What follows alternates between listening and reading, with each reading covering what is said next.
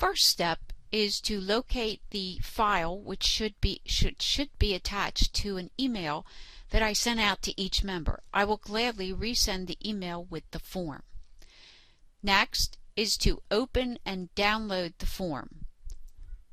By double-clicking, the form will download, assuming you're on a PC. If you're on a Mac, hopefully you know the procedure for downloading. I then need to open the file so that I can save the file.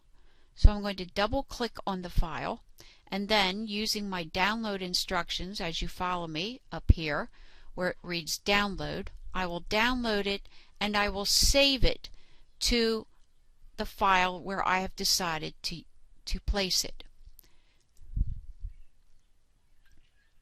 Once this step is completed, I then need to open the file where it has been saved. In my case, I have saved my file and I have already opened it up. At this point, you will see this is the form. Very simply at this point, you begin to complete the form. I'm using Leslie Sample as my idea. I click in the next box below and I begin to add the information that's requested for each specific item. For myself, I'm working in Pathways, I'm working in Innovative Planning, and I would add, excuse my typos, my next level that I would be working on. From here, I might again repeat level 5, but more specifically I would list the particular award or the particular speech or project within level 5 that I am working on achieving. In this case, I'm working on the HPL. I would then continue to fill in from here, and at this point when I reach, I intend to credit my next, and I would list level 5 award 2, and I would place in here Susquehanna Advanced. For convenience and ease, I just wrote SAT.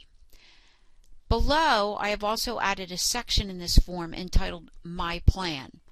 I would like you to indicate here the specific schedule as to when you hope to present this speech.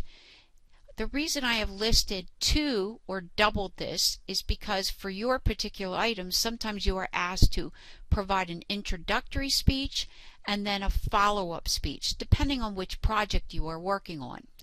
This may mean that perhaps your introduction speech you give at SAT, perhaps your follow-up speech you might be giving at another club, which you would list here, or perhaps you are delivering both at SAT. Or maybe you're delivering them both at another club, but you simply plan on designating the award to SAT. In other words, you need not make the presentations at SAT to opt to select and apply the award to SAT for our club credit. Completion schedule then would be maybe for you to complete on your own, but also for me to check in with you, and I will maintain this on my end. Of course, I would also verify with you, hey, did you finish your introductory speech that you plan to do on July 10th, and so on. Below this is, what can I do now to work towards my goals? This is an area that I would like you to complete in which you be as specific as possible. Maybe you simply need to bounce some ideas off me, or maybe you just want to bounce some ideas off some members of your committee. Like for me, I'm working in my HPL and I'm working with a few others towards earning that project and completing it.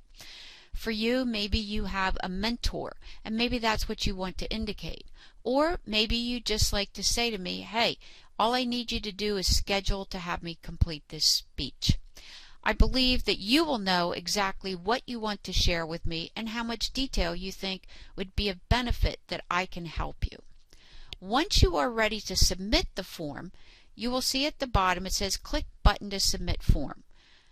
Unfortunately, the word submit's covered up, but the button still works. So at this point, you would simply click submit on the button, and what you will see next is a pop-up window. This pop-up window is asking you which email application you will be using, the one that you would normally use. In my case, I use Gmail.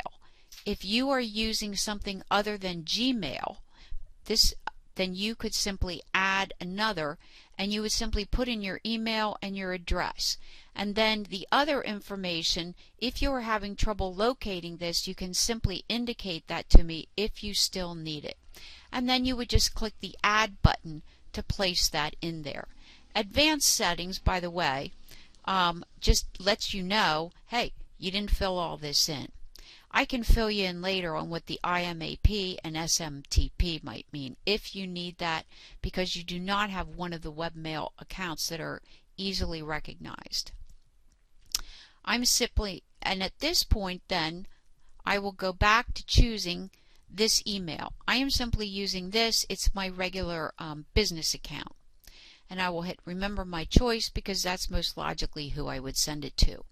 When I then press the continue button, I will receive a little window saying it's preparing to send it. When you see this message, because I've opened it up the PDF in Adobe Acrobat, which most likely yours will open in the same program, you will see this. You don't need to worry about any of these items that you see there. Just simply press allow, and at this point it's creating a draft message. What will happen is then you will actually receive an email in your Gmail account, if that's the account you're using, or the other account you designated, and immediately you will receive a pop-up inside your email server and saying, would you like to send this? And I am asking to send it now to L. Arnold at my regular personal address. I would click send, and then the item will be on its way and I can find it inside my email address. For you, it's been set up to send to me at larnold897. Hopefully you'll be able to go back and review these steps several times in case you just want to work at this slowly, or you want to do it all at once. You will be able also to stop and pause the video. I hope this helps you in completing this form and getting it back to me.